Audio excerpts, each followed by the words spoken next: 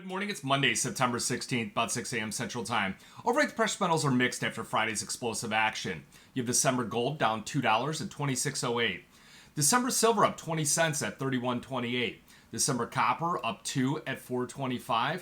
And October platinum down $11 at 9.95. So it kind of feels like the calm before the storm with many of these markets. The U.S. equities are essentially flat. Same thing with crude oil. Bitcoin under a little bit of pressure here, but it ran up to 60,000 on Friday, so I can expect just a little bit of profit taking on that. The agricultural markets are relatively flat. The only one that's down anything substantially is the dollar index right now, trading at 100.35. So the dollar index, it dropped to its lowest level in 8 months, and the markets are really preparing for the first interest rate cut in 4 years.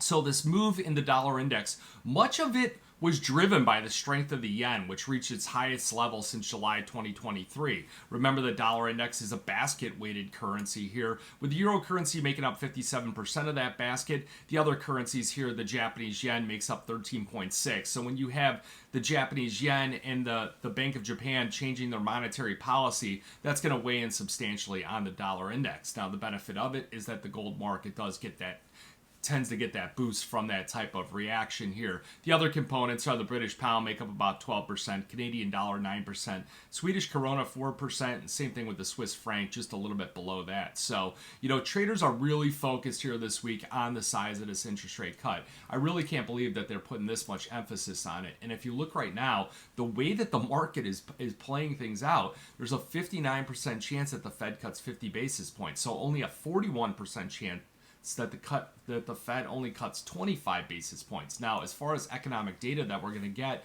prior to that interest rate decision, really it's just retail sales and industrial production, and those both come out tomorrow. So today we've got Empire State Manufacturing Index, so nothing really there to really shift the way that the Fed's going to do it. But if you listen to what Goldman Sachs, what Morgan Stanley, and what many of the other banks are saying, is that they all expect only 25 basis points. And the reason is because if the Fed does 50, that the Fed could be giving off the wrong signals, saying that there's some, dark clouds ahead and there's going to be a recession a few months out. And I just don't see that, as far as nothing in the data appears to be indicating that we should be setting up for this type of recession.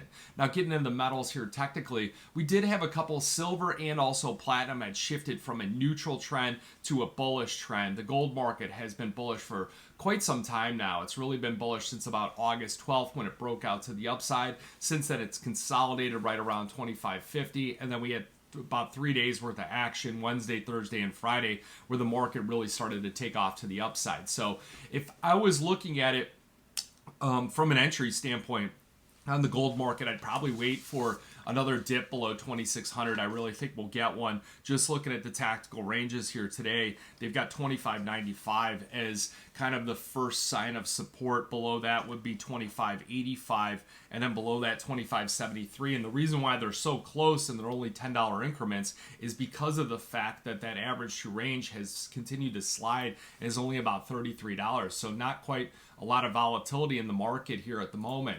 You get into silver, a little bit more of a spike up in the average true range, about 88 cents here, and stochastics are just rising into overbought territory. This market has really made a U-shaped recovery here, but still a lot of lower highs on the charts, although we did take out the August high. So this market seems like it wants to go, but it's still got some work to go. I said that I could see it easily drift up to about 32.50 because there's just a lot of dead air between 30.54 and that 32.50 level. That's why many of our clients have on the November 30.50, 32.50 call spreads in that market. And then finally, platinum breached that $1,000 level, and I know a lot of the traders out there, they wait for platinum to dip below 900, and then they generally try and sell it at $1,000. That's why I think it has a little bit of pressure here today. Really, the market that I'm watching, I'm most interested in, is the copper market, because the Chinese economy has just been so weak. But if you look at Shanghai stocks, they've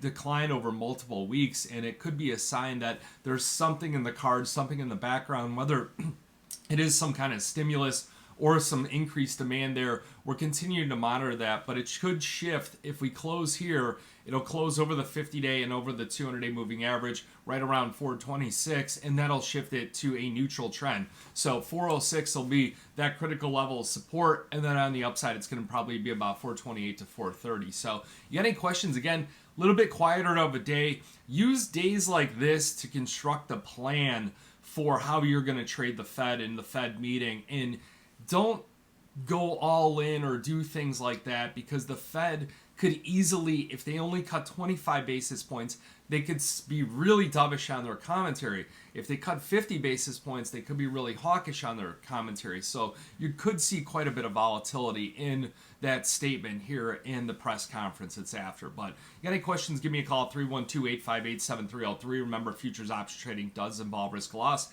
May not be suitable to all investors. Good luck, good trading.